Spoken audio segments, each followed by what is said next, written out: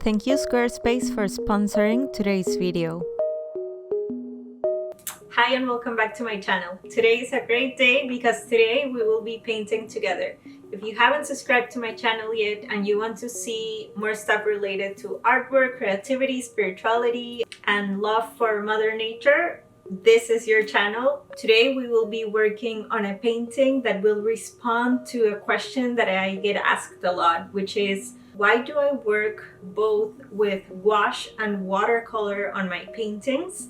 So the art supplies that we will be using today are watercolor paper, gouache, watercolor. You also need brushes, a palette, some water, a pencil and an eraser, a ruler, and a compass might also come in handy.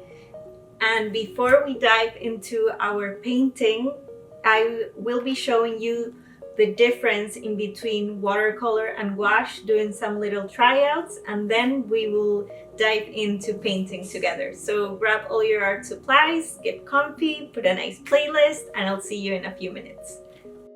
First, I want to show you how watercolor is different from gouache. I am using the same colors by the same brand, both in watercolor and gouache, so you can look at the difference in color vibrance as well as their transparency.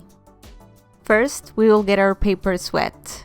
Then, we will grab a little bit of watercolor. We will paint with it on top of our wet paper. And little by little, we'll start adding more water to our brush. Now, we will do the same with gouache. I tried using the same amount of pigment for each and then just adding more and more water.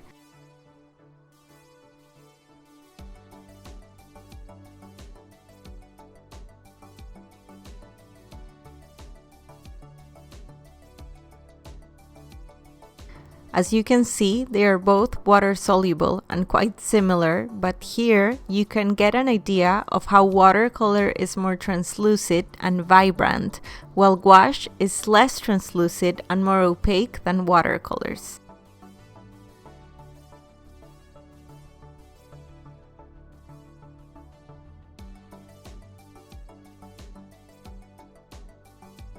I like to explain gouache as how a baby in between watercolor looks like.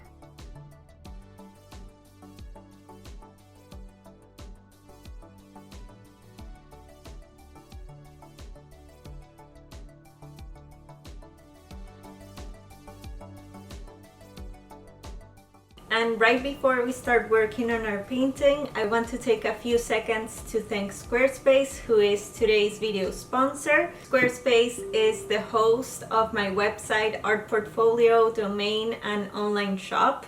And thanks to them, I'm able to have a digital home to my artwork, just like the one we will be doing today. So if you are thinking of opening your own website, we have partnered to give you 10% discount. So if you use the code Caro Arevalo and go to the website below, you can get a 2-week trial with Squarespace. And once you love them and you're ready to launch, you can use the code Caro Arevalo to get 10% discount off your first purchase of a website or domain. So yes, thank you Squarespace for sponsoring today's video, and now let's go and start working on our final art piece. Now I will go ahead and start a simple mandala to show you why I use both watercolor and gouache on the same painting. Feel free to follow your own mandala pattern and not my own, as this is just an example. We will start by measuring our paper and doing a cross in the middle of the paper, and we will create our mandala from there.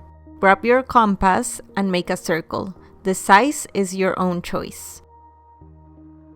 From here, mark as many circles in the places you would like. Let your imagination and playfulness do the thing. I am also making some marks to draw a few triangles in between each orbit.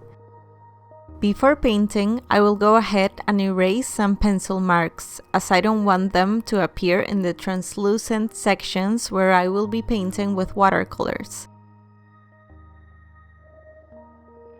Now I am using a protractor to divide my circle in equal parts and make smaller circles within. Again, feel free to use your own flow of circles and orbits for your painting. I will be making some small circles inside the second orbit to compare gouache and watercolor.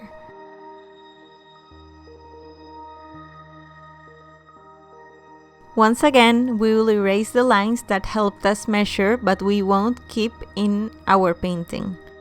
First, I will start by painting all the sections with watercolors, and then we will do the gouache sections. We will start by cooking our colors, mixing a few different ones and having them ready. I will be painting my circles with watercolors first. I love doing different shadings for these circles by adding less or more water in different parts. As I know I will be painting my backgrounds with gouache, it is okay if I go outside the lines, as I can fix that later. Before adding the watercolor, I wet my paper a little with a brush. This helps the watercolor absorption be even throughout my circle. Watercolors dry pretty fast, so this makes me able to see how they look dried, and if I want to add more watercolor pigment to make it more contrasty, I do so. Now I will be cooking a new color for an orbit's background. Feel free to use any color you feel drawn to today. Just like I did before, first I get all the section I will be painting on wet, and then I will proceed to add watercolors, adding more pigment each time until I reach my desired translucent and opaque levels. Now it is time to start working with gouache. I will be painting these triangles with gouache. I already have my desired color mixed, and this time around I do need to be pretty precise on where I paint, as the amount of pigment I am using is a lot. It is very opaque and it will be difficult to correct if I paint out of the lines.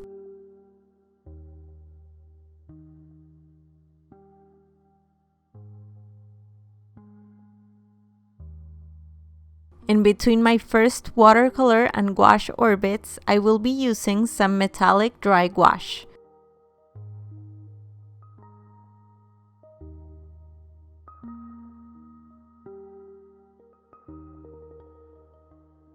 And for my second dry gouache metallic orbit, I will be mixing both gold dry gouache and regular color gouache. In this way, my gold metallic orbit will have an ombre look to it.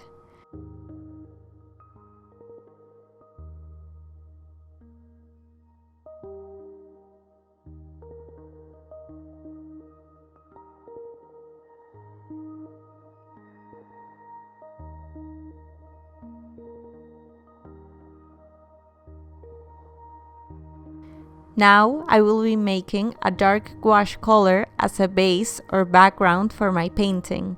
I usually prepare a big batch of this color, as this will help me have an even background and have the possibility to cover any mistakes or painting spills that might appear in the way. Once my desired color is ready, I first use very tiny brushes and trace the contour of the shapes it will be interacting with. I realized I hadn't painted my outer circles with watercolors yet, so I will go ahead and do so, as well as painting the metallic sections with dry gouache before finishing the background. I do this first as I find it better to work on the more translucent areas first and doing the most opaque ones at the end. This helps me be able to correct any errors that appear faster and easier than if I painted the opaque layers first, as these are more challenging to correct. Once all of this is ready and the background outlines are already painted with gouache, I paint the whole background space with bigger brush strokes. I wasn't sure what color would be best for these orbits in between the background and the outer circles, so I waited until I had the background painted to see what color would fit best. I ended up choosing a metallic silver dry gouache look. Painting with dry gouache is something I prefer doing with smaller brushes, as this is opaque, and going slower and with smaller brushes helps me stay inside the desired area I want to paint. As you can see, all the areas I painted with watercolors are way bigger than the ones painted with gouache. This helps me create a lot of contrast and a wonderful and rich range of lights and shadows in the painting. Now it is time for all the tiny details. I do details with gouache and not with watercolors due to how opaque gouache is. This helps it stand out and not get lost as watercolors would do on top of gouache.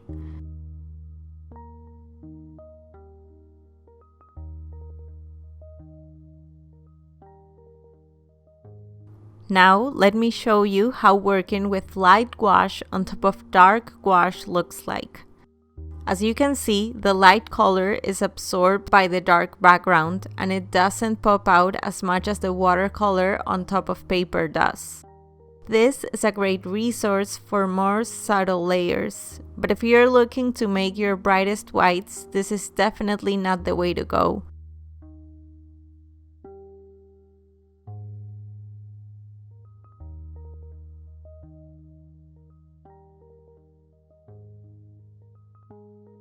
Thank you so much for spending your time with me, tuning in to this video, and I really hope that this inspired you to create more artwork.